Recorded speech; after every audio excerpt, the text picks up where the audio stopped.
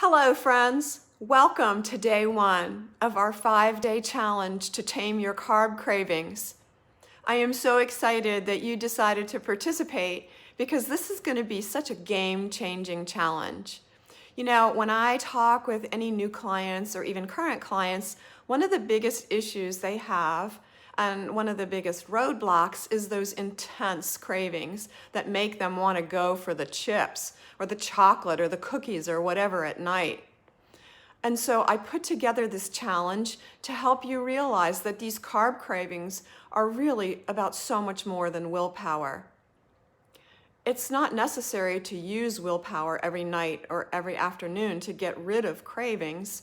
In fact, willpower will never win because it's up against hormones and it's up against blood sugar. And so this challenge is really designed to show you that the foods you eat and the daily habits that you choose actually have a huge impact on your carb cravings. And by the end of these 5 days, you're going to have a clear understanding of what causes the cravings themselves and how to feel better. And I'll also be arming you with 5 healthy mindsets, one each day, that are going to help you achieve and, more importantly, sustain your results. So that's super exciting. And today is day one, which is all about breakfast, one of the most important meals of the day.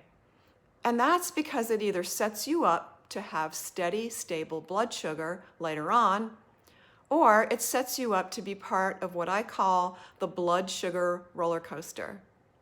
So today's challenge is to pick one of the breakfast options in the recipe guide, and there are several different options so that if you have sensitivities or dislikes, you should be able to pick one. The common thing with all these breakfasts is that they are more fat and protein based and have very little carbohydrate content. Now, I don't want to get too sciencey or too macronutrient based in these video trainings because that's not what this is about. This is a challenge to tame those carb cravings, but I do want to give you a little bit of background so you understand what's happening. All food is made up of 3 macronutrients. We sometimes call them macros. That's fat, protein, and carbohydrates. And foods are either one of these or a combination of these macros.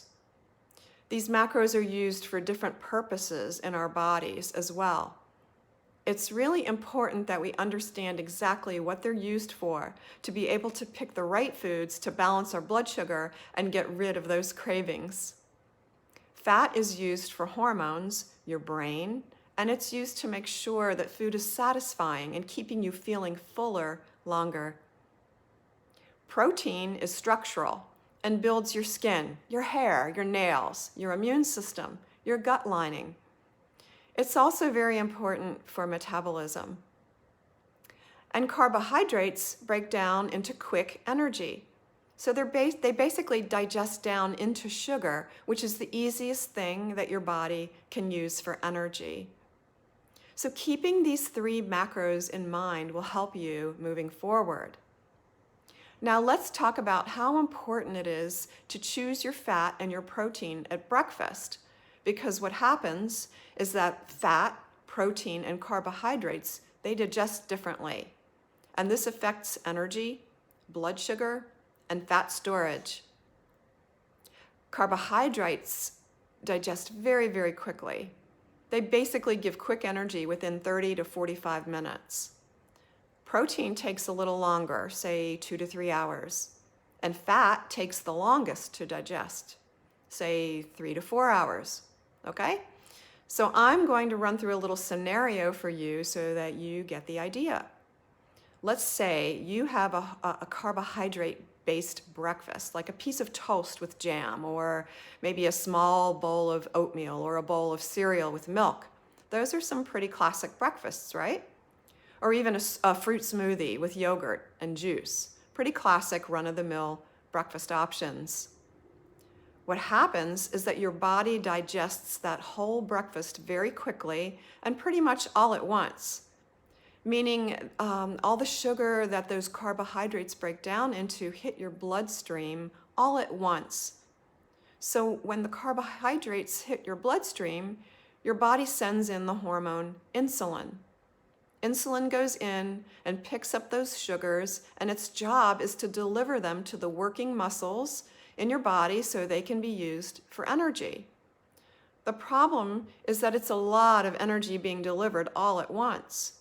When all that energy is attempting delivery, the muscles are going, well, we really don't need all that energy because I'm just sitting in the car on the way to work, or I'm just sitting at my desk or reading the paper, or something like that. So insulin does what insulin does best, and it stores that energy as fat for you to use later. Not only have we stored that breakfast as fat, which is really annoying, but also all of that energy, sugar, was sent to the bloodstream at once. And then insulin swooped in and took it all to the working muscles and then stored it as fat. Your blood sugar is now too low. Since your body is very smart and very adaptive, your body causes you to crave the very thing that is going to build your blood sugar up as quickly as possible, which is, you guessed it, carbohydrates. And so then the whole process starts over again, and that is what I call the blood sugar roller coaster. So if you start your day with that roller coaster, you're setting yourself up for constant crashes and carb cravings throughout the day. And it really shows up around that 2 o'clock mark in the afternoon where you tend to get exhausted, where you want to crawl under your desk and have a nap, right? You're craving chocolate, you need coffee, all of those things. So instead, what we're going to do is we're going to leave the carbs out at breakfast time. We're going to stick to fat and protein because then we have slower digesting foods that release little bits of energy with little bits of insulin coming in and taking little bits of energy to the muscles. And then the muscles are able to use that energy because it's a manageable amount. And you never have that blood sugar dip and the subsequent carb craving. So getting a handle on your breakfast, to me, is arguably the most important part of handling carb cravings. So I really want you to commit to doing this day 1 challenge now, from today through the rest of the 5 days. You'll pick one of the breakfasts that look good, make some substitutions if you need to, because it doesn't have to be exact. The point is you want to focus on good, healthy fat and focusing on healthy protein. And you want to recognize the difference in how you feel in the afternoon after doing that. So that's it for today. Have that awesome, energizing breakfast. I want to hear all about it in the Facebook group. I want you to post pictures. I want you to show me what you're making, because the more engaged you are, the more you're going to get out of this, which is so, so important. And so that's it for today. I can't wait to hear from you in today's thread. And be sure to join me in our Facebook group today at 12:15 p.m. Eastern Time for live Q&A office hours. You'll get your questions answered there about today's challenge, and I'll be sharing more about today's powerful mindset, which is feel gratitude in your heart for the blessing of this nourishing food. This activates chemistry in your body that supports your metabolism. And if you're not able to attend Q&A office hours, then you can always catch the replay. Just remember, I'll be drawing a name each day of the challenge for one lucky winner to receive a very cool prize. And who doesn't like prizes, right? The first prize recipient will be revealed at tomorrow's live office hours. To be eligible for the drawing, you'll need to actively participate in this thread today, which means post your questions, your pictures, your experiences, and also supporting other challengers in comments, and doing this no later than 11 o'clock p.m. Eastern Time tonight. The more you post, the more chances you'll have. And if you haven't signed up yet for this free challenge, it's not too late. I'll post the link to join in a comment below.